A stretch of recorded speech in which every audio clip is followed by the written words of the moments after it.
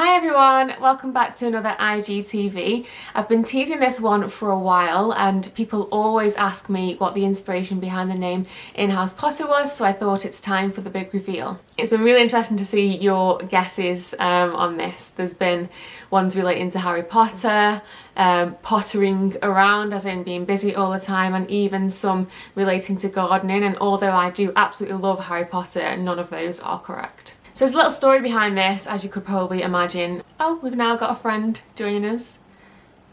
Hi. You want to come and sit here?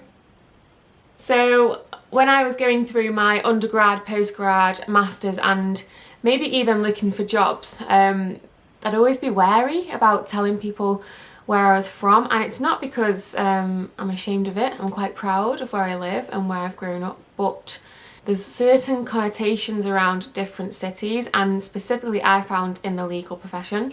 In this profession, it's perceived that you'll be more successful or you will get a better job in law if you're from one of the main cities. And the reactions that you get when you tell somebody that you're from a certain place just kind of make you not shout about where you're from, really. And that's just the reality of the corporate world. You know, you're told from an early point in your undergraduate degree that the magic circle is London, and that is the best, most prestigious group of law firms. And not only that, for me, I think it's almost been conditioned. It's just when you mention certain cities, you get the standard comments, and it might be in jest, but it kind of makes you be wary or not shout about where you're from in the legal corporate setting.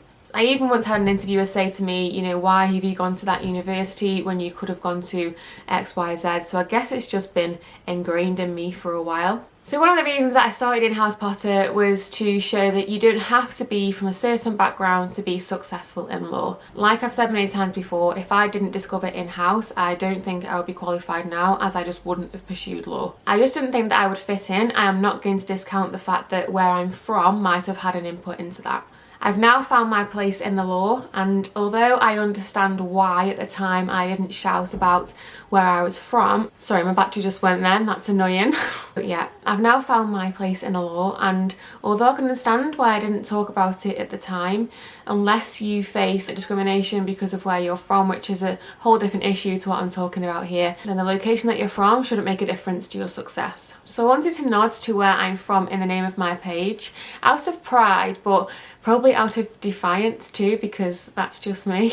So the city that I'm from, Stoke-on-Trent, is also known as the Potteries. If you Google the Potteries, Stoke-on-Trent will come up. I think it stems back to being the centre of the British pottery industry or something, and you can probably tell.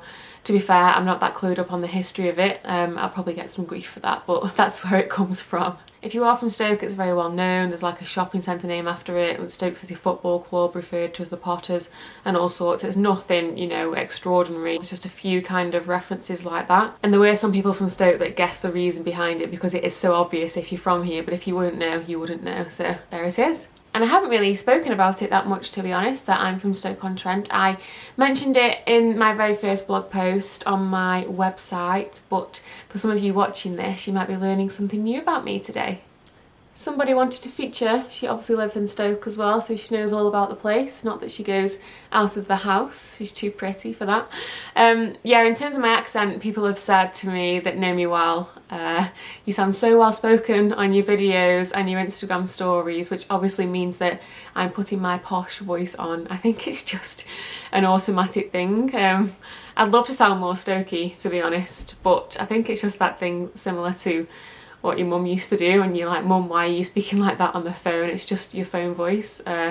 Maybe as I get more used to speaking on video and being on screen, I'll drop more into it. Not that it's going to be loads different or anything, but it's probably just nerves as well, to be honest. One thing I do say that colleagues take the mick out of me for is buzzies, and I don't know why, because most of them are from Manchester anyway. It's not even that far, and arguably have worse accents than Stokies.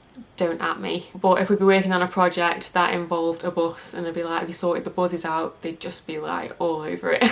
So that's it. That's the reason behind the name In-House Potter. I feel really connected to it. It goes back to my roots and kind of nods towards some of the struggles that I've faced. I hope you feel connected to it a little bit more now too. Thank you so much for watching, and I'll see you in my next video.